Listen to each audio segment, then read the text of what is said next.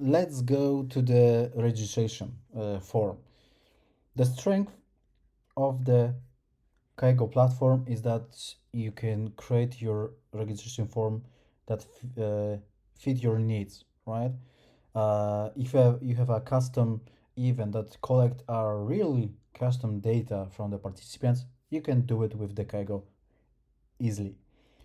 First of all, you can reuse one of our templates that we prepare for you, just to have a like the starting point of building the registration form for your participants, and then you can modify it as you need, of course, or of course you can start from the scratch, or just use general like the point that you can add or modify some fields. So as you see here as a lot of basic and common used templates, but of course you can browse all the templates that we have in our disposal. There's a lot of them.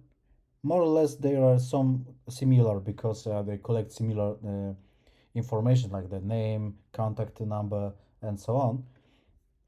But at least there is something that you can start with.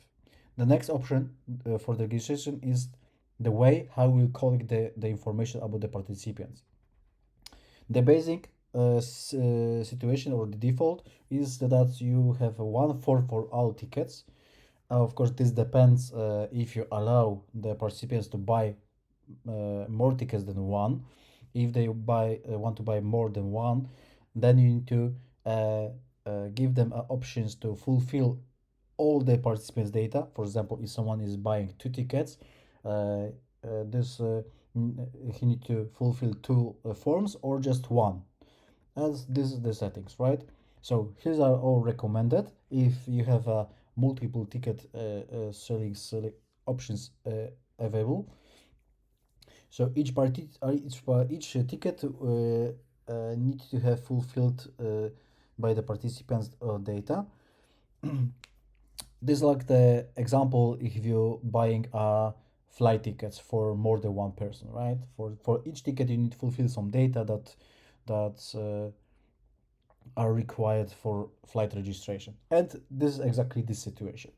For one for all is like the going to the concert.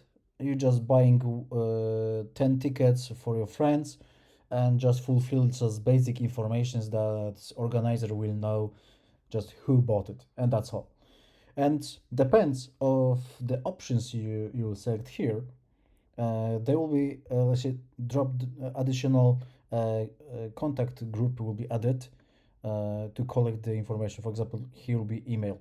If you select one for all, this will be email like the added dynamically to your form for collecting the information about the participants. Because during the registration, you can send this ticket or directly to your colleague, friend, and do not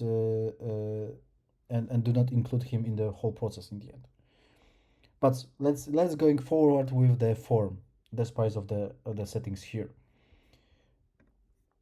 Let's delete this one, and okay, let's make this easy for you. So here we have a group. Let's make the name here like the participant data, and we have a first name, last name, phone, and of course we can change the names here. We can change the required field and so on, but we can add more, and depends of your event requirements and data collection that you need to collect to in the end organize that event.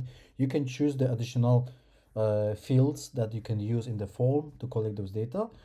We have some dedicated form groups fields for the team names and vehicle. For example, we have a bike uh, right now event, so we can add field for the bike, and let's say bike name, and let's make this like the required field. For example, we need some basic information about our participant, and of course we can add something like nickname.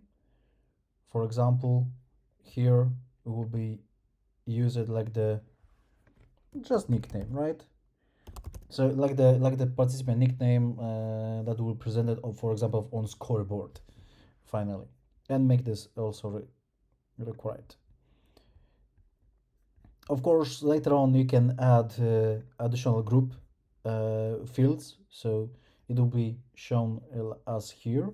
For example, here's a form preview, so you can just click over there and just review if the all fields are that's what you needed.